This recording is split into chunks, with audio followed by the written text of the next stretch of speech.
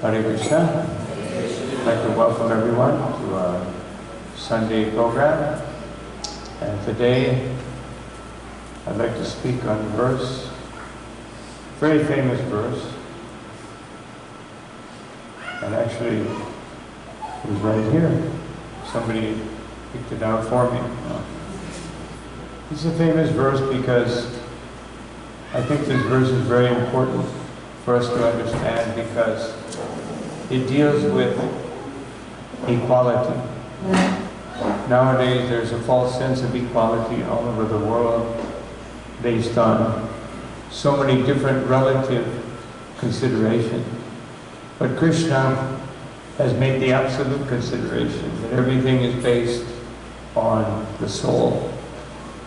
So this is a famous verse. Those who know it may recite it. No?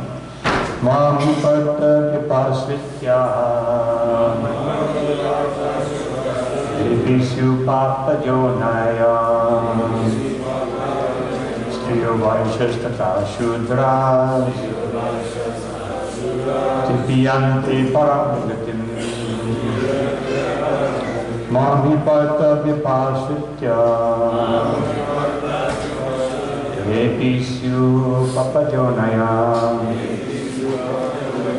Striyo Vaishastata Shudra Tipiyanti Paramgatim Mam of me, he certainly Partha, O son of Pitta, Vipasitya, particularly taking shelter. Yea, those who of being also Syu are Papajonaya, born of a lower family.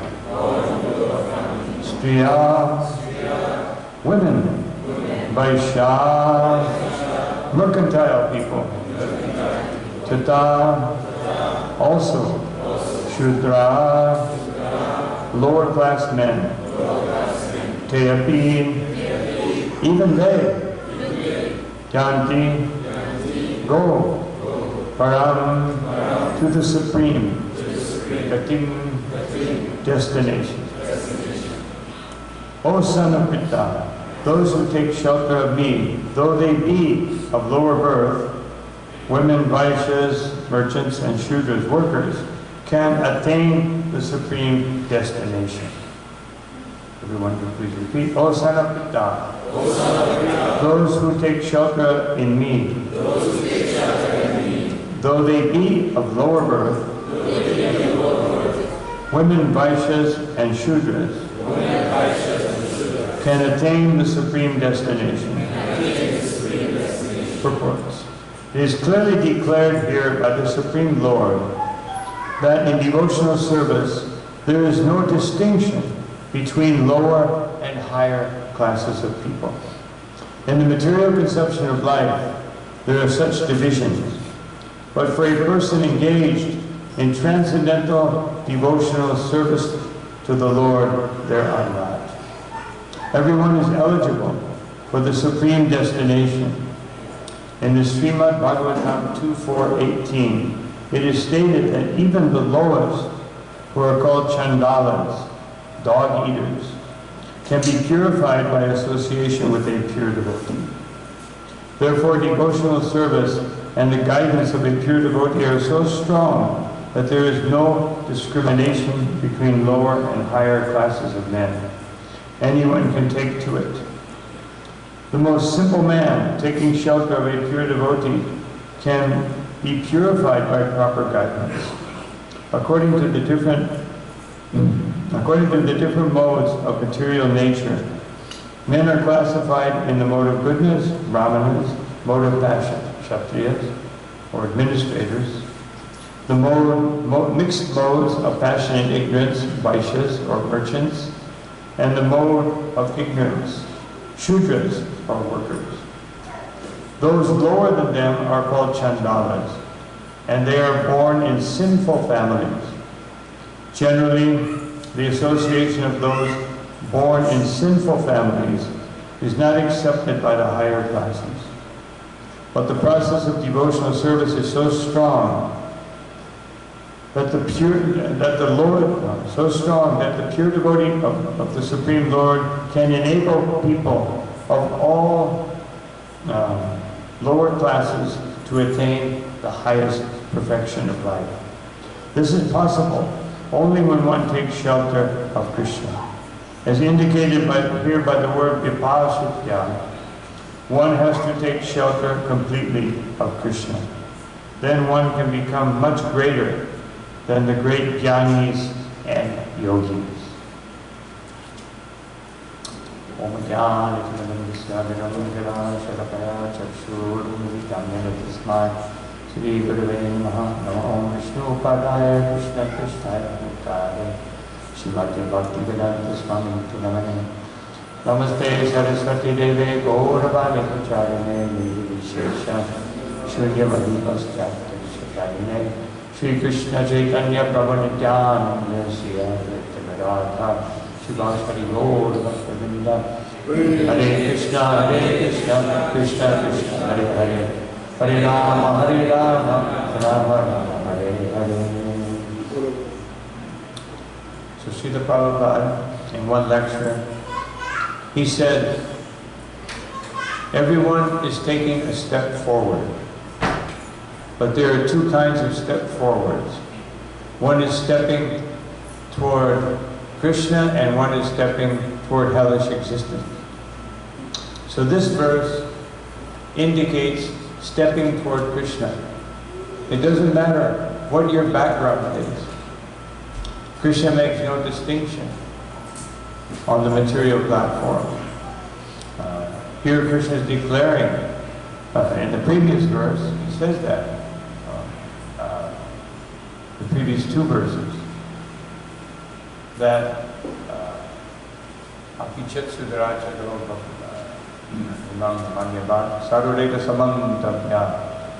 so, and even in the next verse, he says that many people have come to me, and everyone will come to Krishna. Ultimately, everyone has to take shelter of Krishna. There's no other shelter.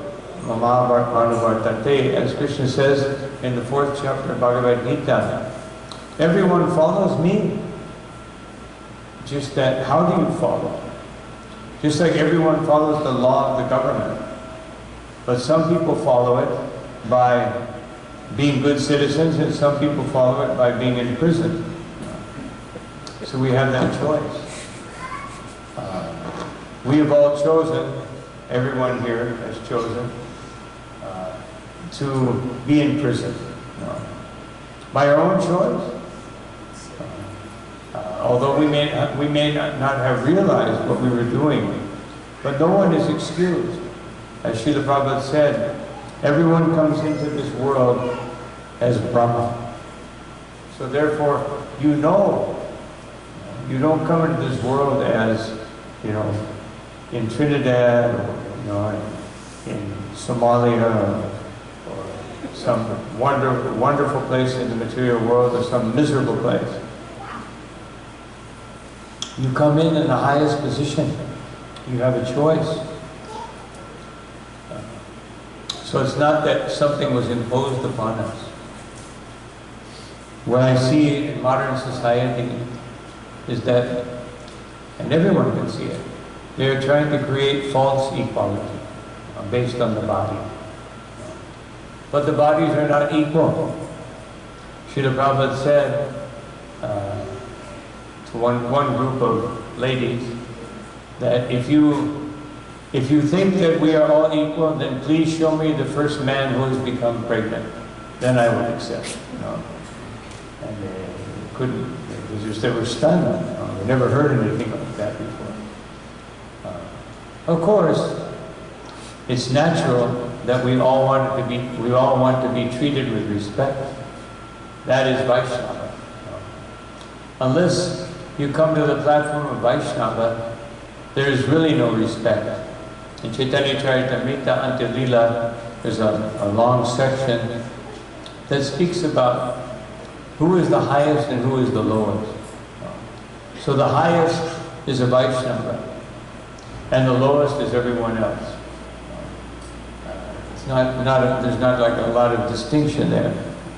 Why would we say that? We see all kinds of different grades of people. But from Krishna's point of view, and from the Vaishnava's point of view, there's only two classes, Nitya Siddha and Nitya Badha. Those who are eternally liberated, Gopis of Vrindavan, friends of Krishna, those who are in Vatsalya Ras, parents of Krishna, they're Nitya Siddha. And everyone in this material world is Nitya Badha. Means that we have chosen to be in this material world. And once we're in this material world, from Krishna's point of view, there's no distinction. Because the whole material world is designed to bring us back home, back to Godhead. The worst misery, suffering, that we all abhor. Just like even in the Battle of Kurukshetra, as I mentioned several times, when people hear about that, Krishna wanted Arjuna to fight. So normal people in this world who are abnormal, anyone in this world is actually abnormal. We don't like to hear that, just like Prabhupada, just like Krishna says in the 10th verse, or not 10th verse, 12th verse of the 3rd chapter, he says, we are all stena, we are all thieves. No. And I know most of us would like to be called a thief. No, I don't know each person. Just like one time I was speaking with someone, he said, I could never steal. I said, do you have children? Yes. Well, what would happen if your children are starving? Would you say, oh, I can't, let them starve, I won't do anything about it. No. You would do anything and everything. So, and also, all the rules, regulations, laws, tendencies, customs in this world are relative. Just like when I was, many years ago as a brahmachari, in Ecuador, I went to the village of the Jibaros, who are headhunters. And, I wore a nice scarf, machete-proof scarf, no. So I got there, I didn't know what to expect, and they had like a welcome village, where they have a little store, and you can buy a book. They only had one book, How to Shrink a Head.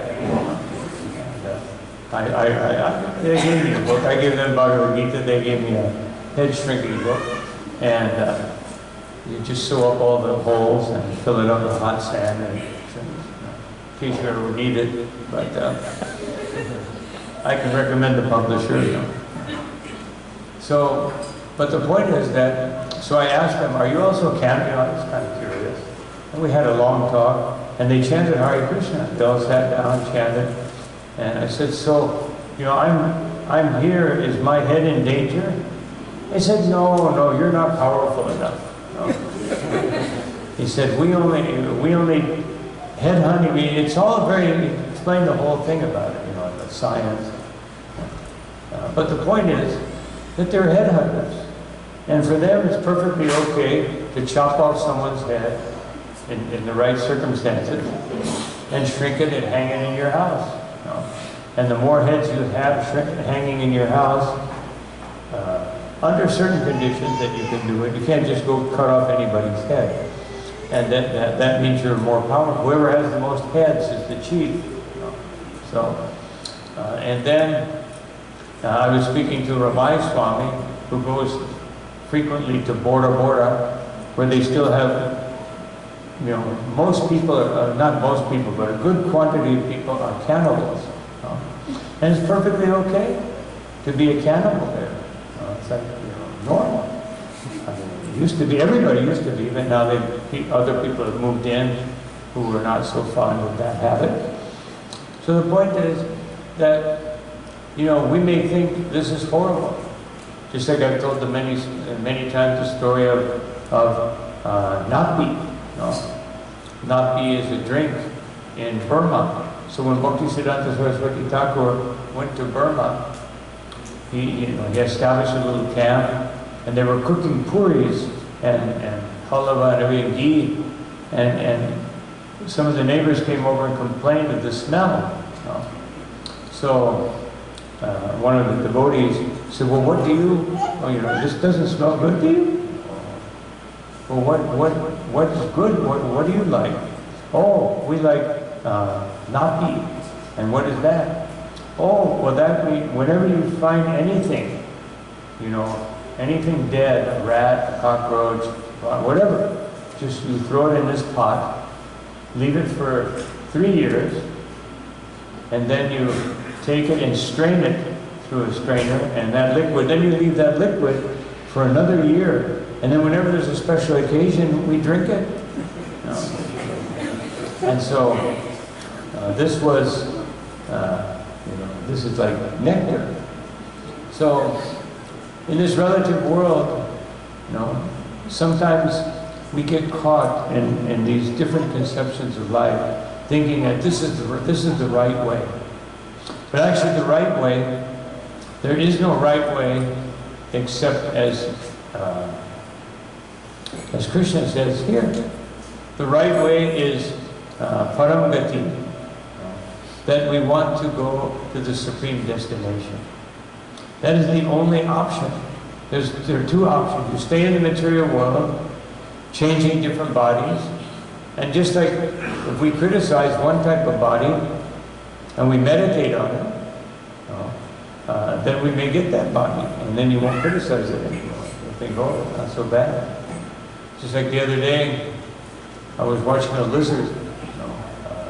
I was chanting outside. There was a lizard catching flies, and I saw it. He was so enthusiastic, to eat a fly, and we wouldn't be so enthusiastic, except for I remember when I was in Thailand doing Sankirtan, and I saw one man with a big wok full of oil and all these little things flying in it. And then I saw I had a net, and every time a bug would go by, throw it in the wok. And then he scooped it out, put it in a little bag. It was the most popular stand in the whole street, fried whatever flies by. So, but these things, and of course Prabhupada's, his standard conception or standard explanation of, is the hog. Hogs eat stool. Hogs have no discrimination in their sexual contact. Mother, sister, doesn't matter. Now we think that's abominable, but the hogs think it's very wonderful. And of course we have the story of Indra. Indra was punished for disobeying the instruction. 2 times he was punished for disobeying his spiritual master. On one of those times, he was put into the body of a hog. And for a certain amount of time, he had to live in the body of a hog. So after that time was up, Lord Brahma personally came. Brahma protects Indra. Just like when Prithu Maharaj, he wanted to kill Indra.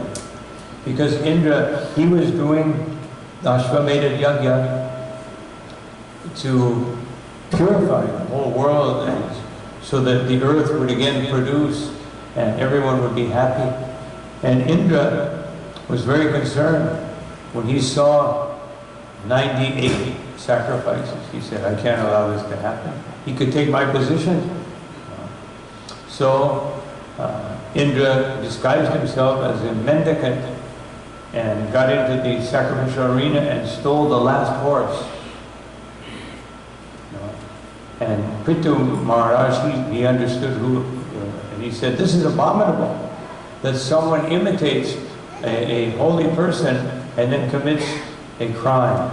So he went after Indra with the idea to kill him, and Lord Brahma had to stop him. He said, no, this is not good. Even though someone in such a big position commits a mistake, we should correct them. But to kill him would create cosmic disorder, would create rebellion. And so, Brahma, Indra was in the body of a pig. He said, all right, now your time's up. You can come back to the heavenly planet. He said, no, I don't want to leave. I have my nice mud home and my piggy wife and piggy children. I'm very happy. So, this material world, I remember when I was doing prison programs many years ago in one big prison in U.S., in Oklahoma. And so I had this group of people, like 25 people. And after I went a few times, I said, so I guess most of you are pretty anxious to get out of here. And I was surprised. Almost everyone said no. Here we have 3 meals a day, basketball court, this and that. Just have to go and make license plates for 3 hours a day. And then there's exercise time, this and that, color TV. Of course, not all prisons are like that. I imagine probably a TT prison, what to speak of a Mexican prison, what to speak of an Indian prison. No. I was put in jail in India for 1 day, and that was bad enough. I could just imagine what the prison is like. So, of course, if you're a saintly person, maybe it wouldn't be so bad. Just like Sri Haridas Thakur, he was put into prison by the Nawab because of a very envious Qazi. So Haridas Thakur was put into the prison, and he just started doing kirtan. And all the prisoners started doing kirtan. And then he told all the prisoners, so after they were all chanting, and they started chanting japa, he practically speaking initiated everyone in the prison. And then he said, so the Nawab saw that it's not working. He's turned the prison into a temple, and they're all happy. So he said, we're going to release you. And he said, let me give one message to the prisoners. So he told the prisoners that, may you all remain here always.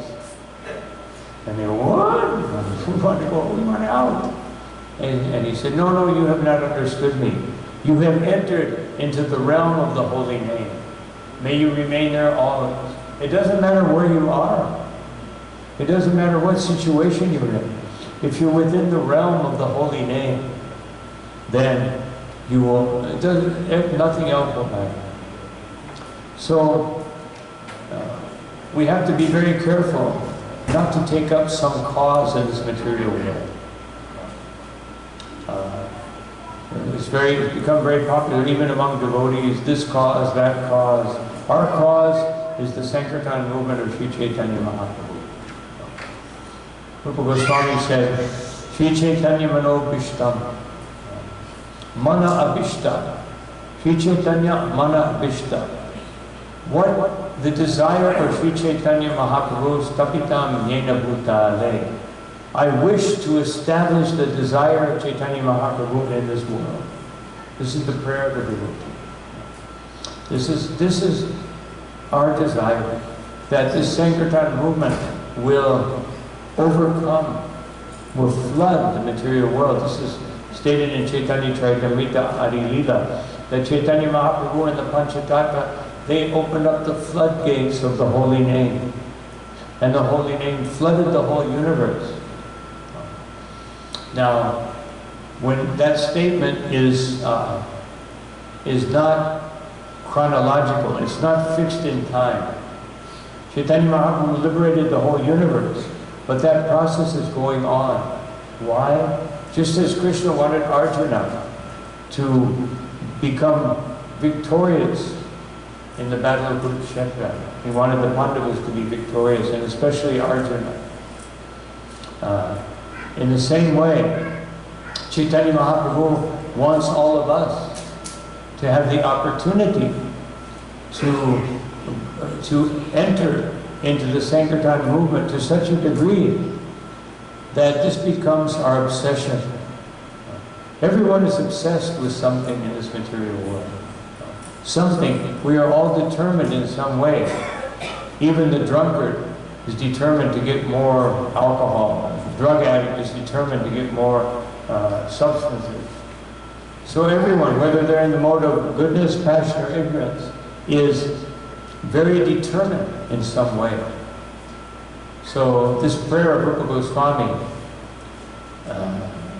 is meant, that Swayam Rupa Karapmakyam Dadati Shvava. He says, this is the desire of Rupa. He's speaking in the third person. Otherwise, he's begging Sri Chaitanya Mahaprabhu, please make this my only mission, that to establish your desire in this material world. So this is what will take us back home, back to Godhead. And this is what will bring us to this consciousness, where there is no distinction. People are amazed in Trinidad, in US, in India, anywhere.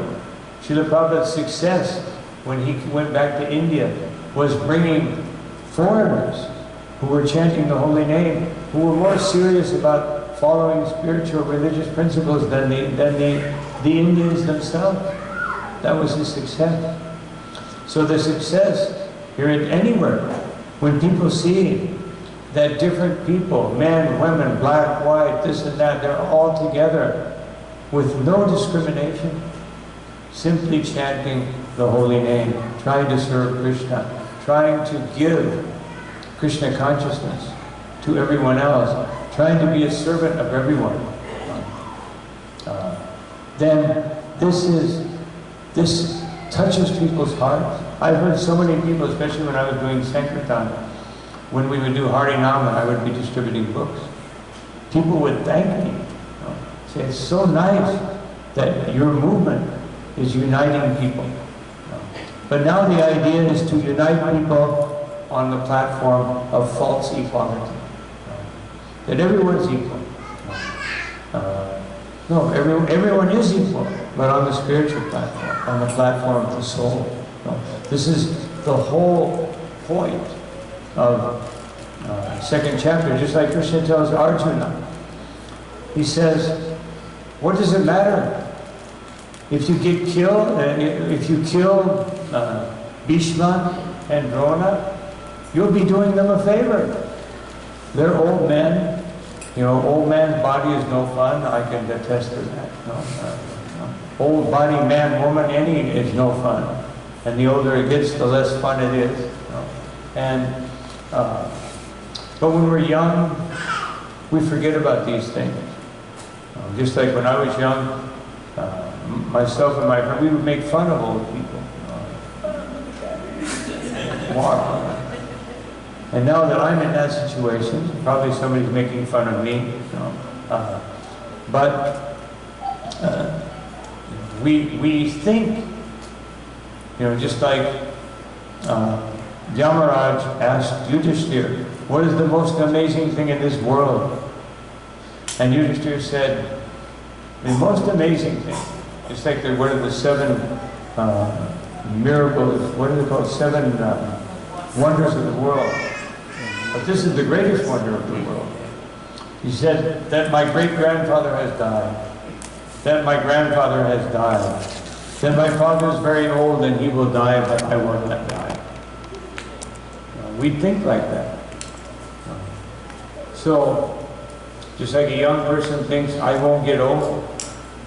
That's why I recommended in several places that it would be a very good program in our movement if every young person, when they're 18 years old or so around that age, they go take care of a very elderly Vaishnava for 6 months. Someone whose body is breaking down. And that will teach you what is the future of this body. I was addressing about, what was that, 40 years ago, Miss Mexico came to the temple with all of her friends, all very beautiful young girls. And so I told them, I said, now you're all beautiful young girls.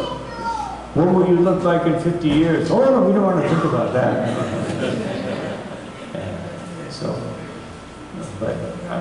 So this is what the Krishna consciousness movement means. This was Srila Prabhupada's move. Wake people up. Jeev jago, Guru Chandra Gore. Srila Bhaktivinoda Thakur sings that, oh, spirit soul, you are sleeping, wake up. You are not worshipping the darling son of Yashoda Mai, Nanda Maharaj. Wake up. Stop decorating you spend your days decorating your body and sleeping. Spend your nights sleeping, spend your days decorating the body. And this material world forces us to spend so much time on this body. As I've said many times, anyone who does business, if someone came up to you and said, I have a great business for you, a great business opportunity. Oh yeah. Yes, I want you should invest everything in this opportunity. And what is that? Well, first I want to explain the benefit. The benefit is that you will lose everything. No, so who will invest? But that is what we're doing. We're investing in this body. We're investing time. Srila Prabhupada said, don't wait until the last 3 years. He didn't say the last 3 days or the last 7 days. We may not be so fortunate as Parikshit Maharaj to get a warning.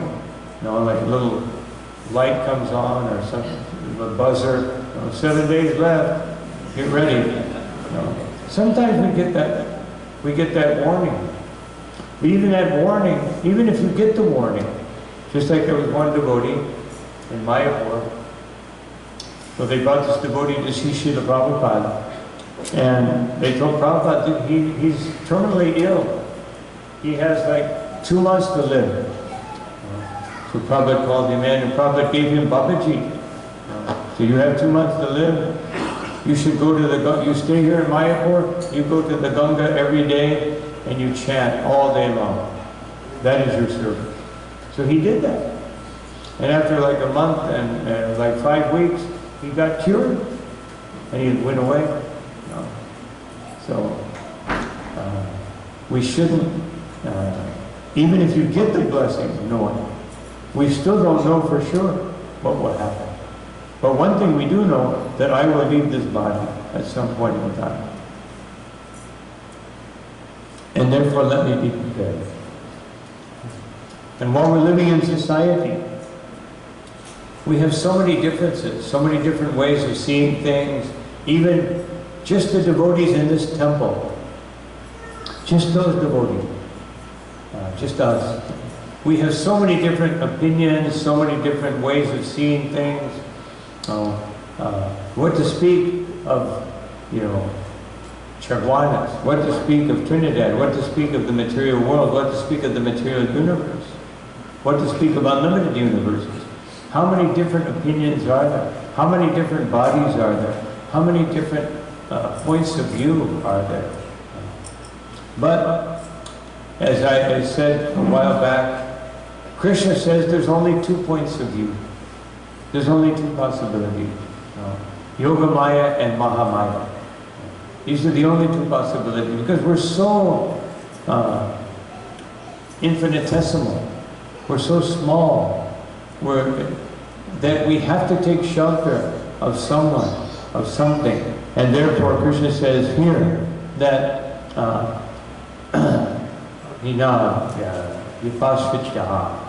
Mom, take shelter of me.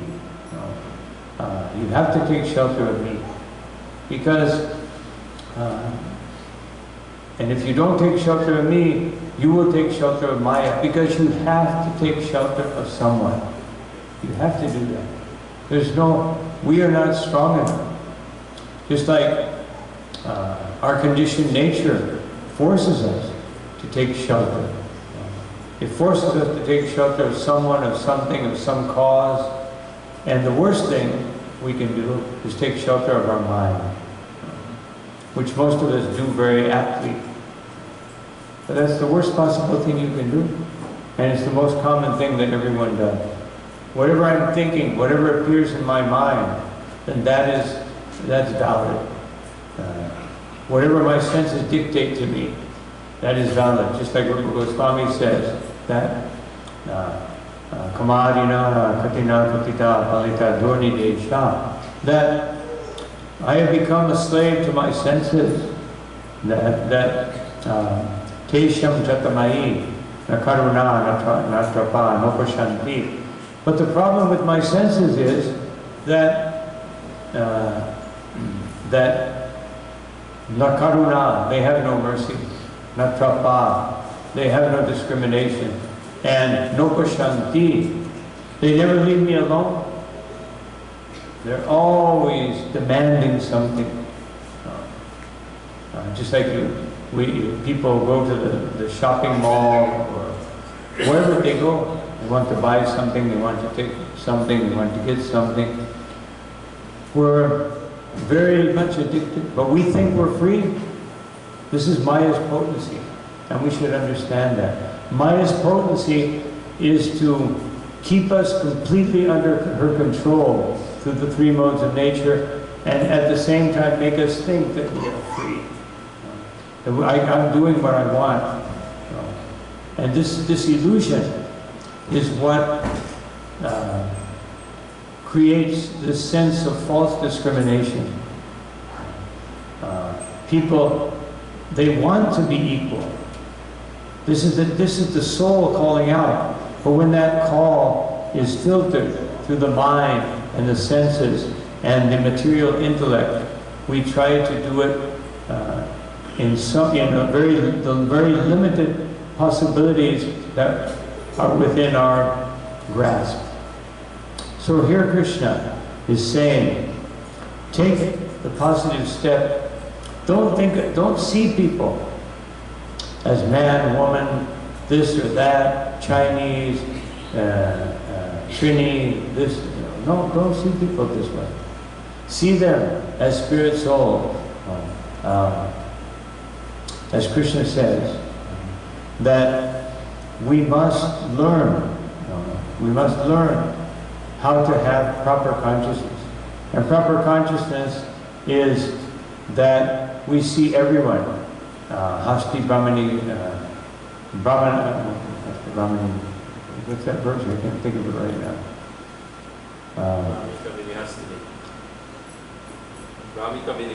Yeah. That Brahmana Gavi Hastini. Whether you're a Brahmin, whether you're a cow, whether you're an elephant, whether you're a dog or a dog eater, from Krishna's point of view, there's no difference. From our point of view, there's so much difference. So we have to learn to think this way. We have to learn to see everyone as a spirit soul. And just to conclude, Srila Prabhupada, one time, one devotee said, Srila Prabhupada, can I see you? And Prabhupada said, you have never seen me, and I have never seen you. You have seen the body. Otherwise, and of course Prabhupada said another time, that when someone dies, we say he is gone. So who has gone? So otherwise Prabhupada said all these things to help us not to think on the bodily platform. So the only way that we can achieve this, not thinking on the bodily platform, is really becoming servants of the Sankirtan movement, becoming servants of the holy name. Carry the holy name to anyone and everyone who you possibly can give it to. And think in that consciousness. This is the essence of the movement of Sri Chaitanya Mahaprabhu. And if we take that up, then we will be successful. Otherwise, it doesn't matter if we come to the temple. Of course, we get benefit, there's no doubt. But it doesn't matter if we come to the temple or even if we chant the holy name, if we don't do it in the proper way, with the proper consciousness, then even the holy name, as the devotees recite every morning here, that even if you chant for hundreds of years, if you commit offenses against the holy name, there won't be much difference. Of course, there is a difference. There is a benefit. There's no doubt. There is a benefit. But the benefit is very minimal, because the offenses against the holy name, what do? They make us lose the taste for devotional service. And therefore, if we don't have that taste, or we don't feel an increasing taste at every moment for chanting Namagana Sada Ruchi, then we can understand that maybe I'm committing some offense. Generally speaking, we like to blame someone else. Anything goes wrong, let me see who I can blame. But an intelligent devotee will always blame themselves. And when we do that, we take responsibility for our lives, and we can make spiritual progress. But as long as we blame someone else, or blame some situation, or blame the country, or blame the economy, or blame the politicians, they're the same everywhere in the world. It's just a different degree. All the leaders in the material society, they're all stealing. They may be stealing money, they may be stealing fame, they may be stealing reputation, but they're all, because this is what everyone does in the material world. We all steal something from Krishna. But when we learn to give everything to Krishna, then our life becomes successful. So these are some thoughts on this particular verse. Srila Prabhupada said, the opposite of this verse is a verse that I quoted this morning. That the opposite is that we we are progressing rapidly toward hell. Why is that? Einstein said that the definition of insanity is that you do the same thing and you expect a different result. So chewing the chewed means we're eating, sleeping, mating, and defending in different ways, in different bodies, and we think that I will get a different result. If I just make more money, if I just have a better material situation, then I'll be happy. But just as we were speaking yesterday on Bhagavad Gita about happiness, happiness, even in the mode of goodness, sometimes doesn't manifest. What to speak of happiness in this material world. So, anyway, I'll stop here, because if that clock is right, back there, it's time for the arts. Any quick question before the Pujari manifests?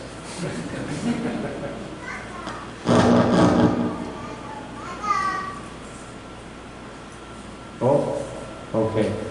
Well, anyway, I have to go, unfortunately, speak to a lawyer right now.